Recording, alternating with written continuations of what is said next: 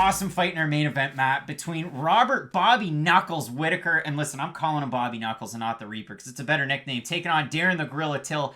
So nickname. It's been there and it's done.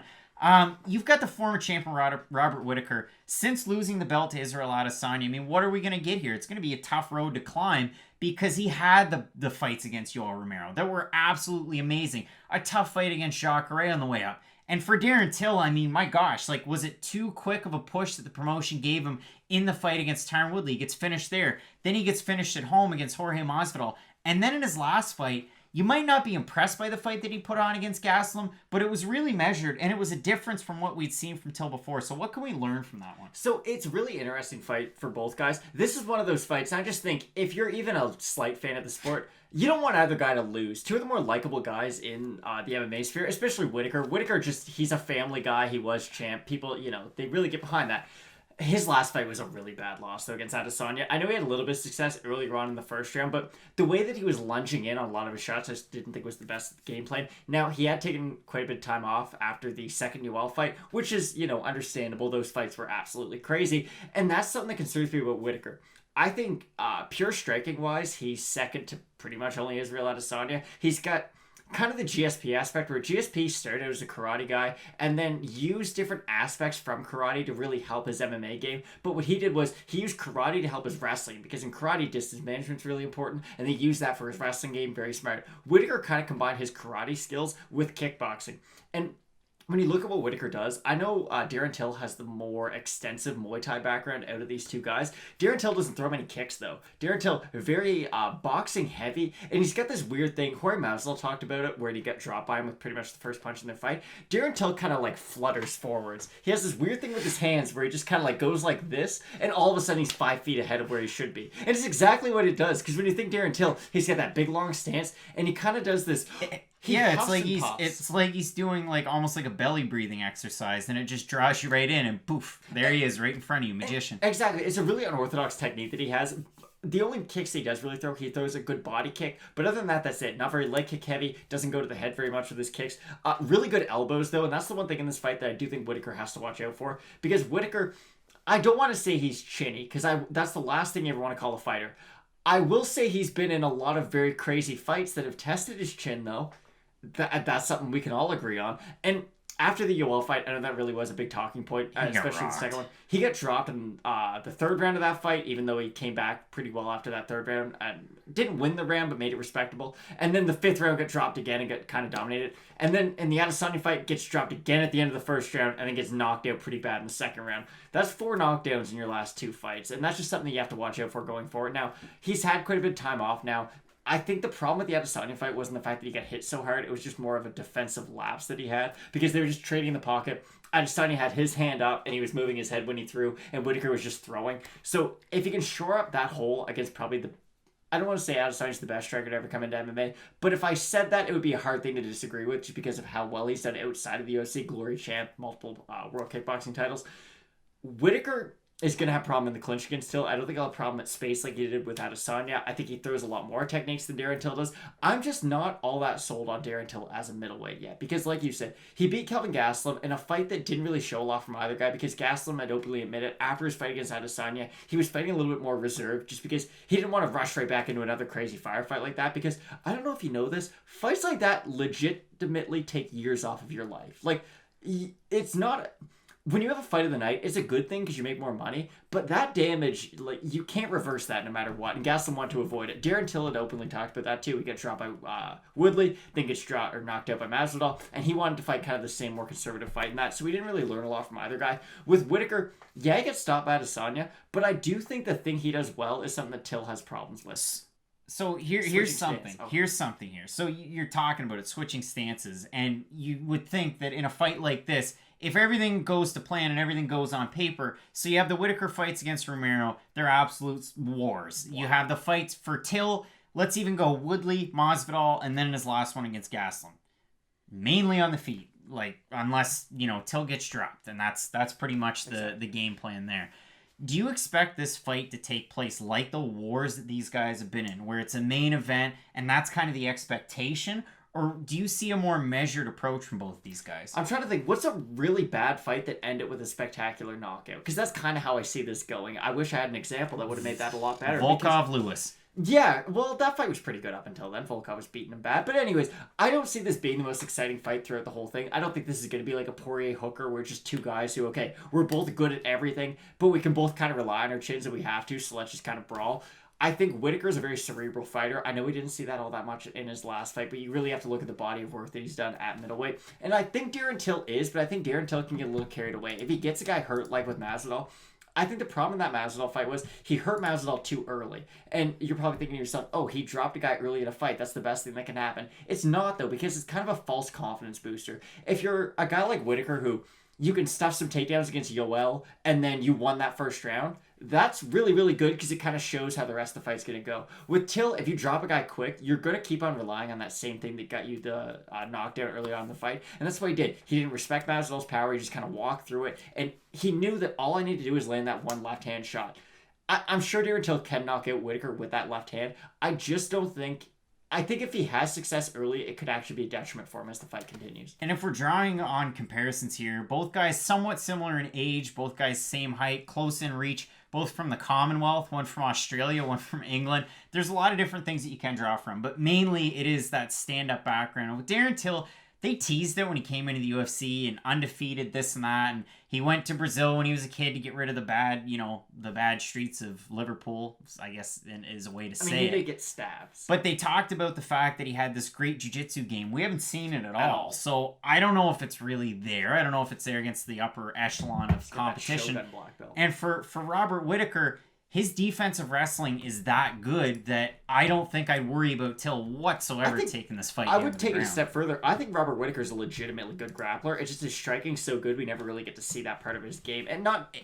I call it the Jose Aldo effect because Aldo, everyone knows, is so good on the ground. Just his striking's good. I don't think it's to that extreme, but I think if Whittaker the more likely of these two guys to go for a takedown is, of course, Robert Whittaker because he does have pretty solid wrestling and jiu-jitsu. And I think his jiu-jitsu, especially compared to Till's, is quite a bit more high level. Here's another weird question that I have for you since we're in the subject. So if we look at their recent strings, so let's look at Till. So he beats Donald Cerrone, beats Wonderboy, loses to Woodley, loses to Masvidal, and then beats Gastelum.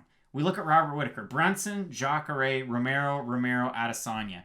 I know this might seem like a weird question, but who's faced the tougher level of competition to go up against the style that they possess? I'm going to pick Robert Whittaker, the guy who used to be champion. And I don't really think it's close because when you look at Darren Till, you look at a guy who...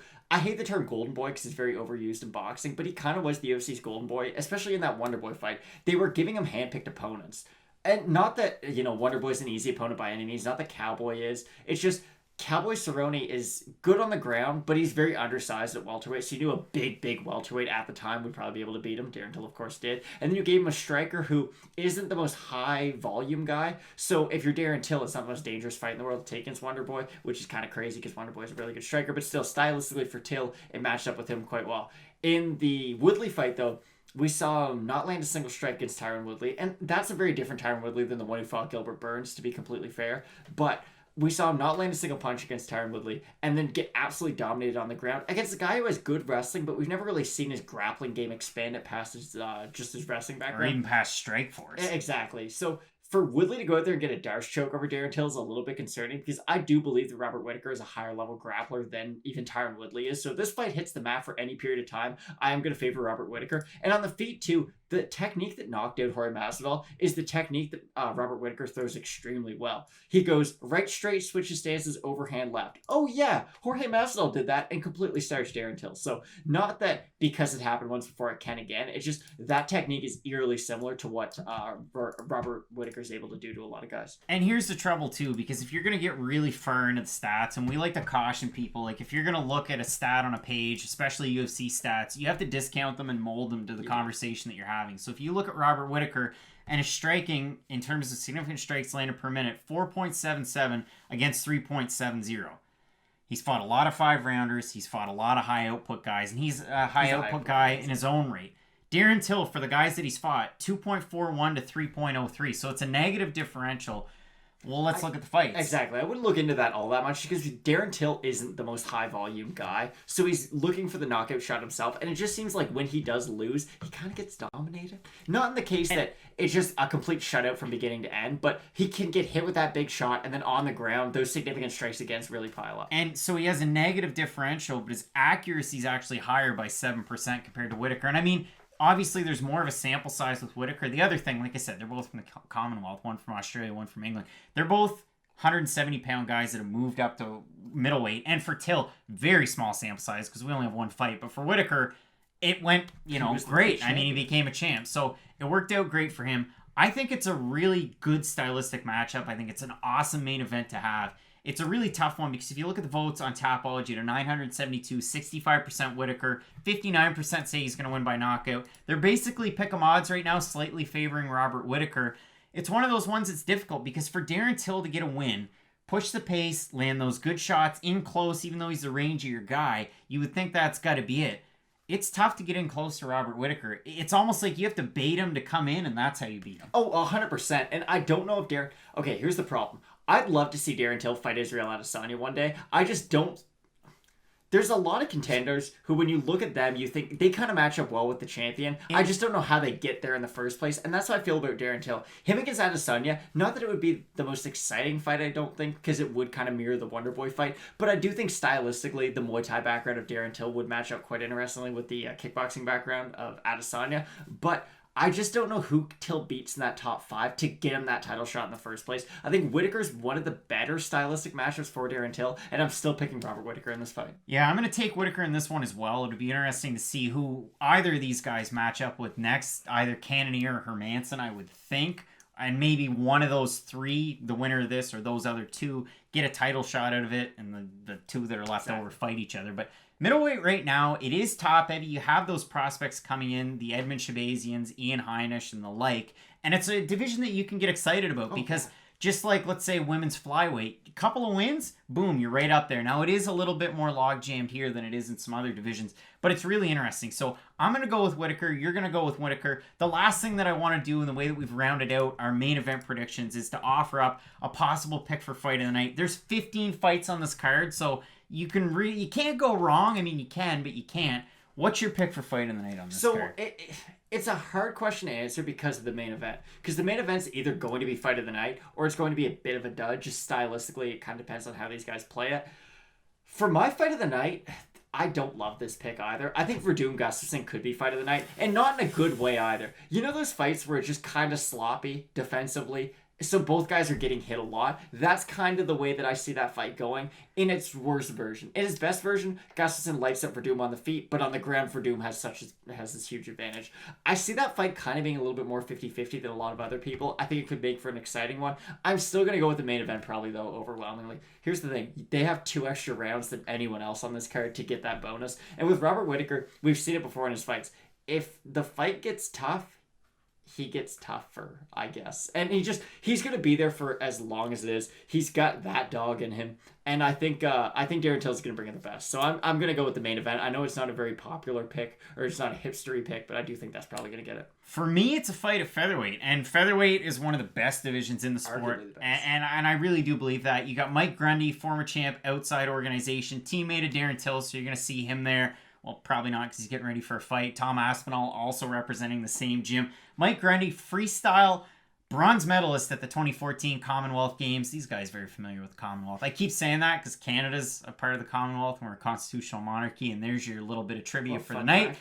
And Movsar Evloev, I think it's an awesome fight because Evloev, for what it's worth, a great grappler in his own right, Greco-Roman master of sport in Russia, trains at a Tiger Muay Thai, so you're going to have a really good fight between those guys. I think it's a dynamic one. It's going to come down to the scrambles and decent striking from both guys as well. So that's what I'm looking forward to. In our main event, both going with Robert Bobby Knuckles Whittaker to get the win. You're not going to want to miss the rest of our picks because, like we said, there's 14 other fights. So if you missed them, go back into the playlist, check it out, and keep it locked in with Fight Night Picks, Matt. And as we always say, let's get into it.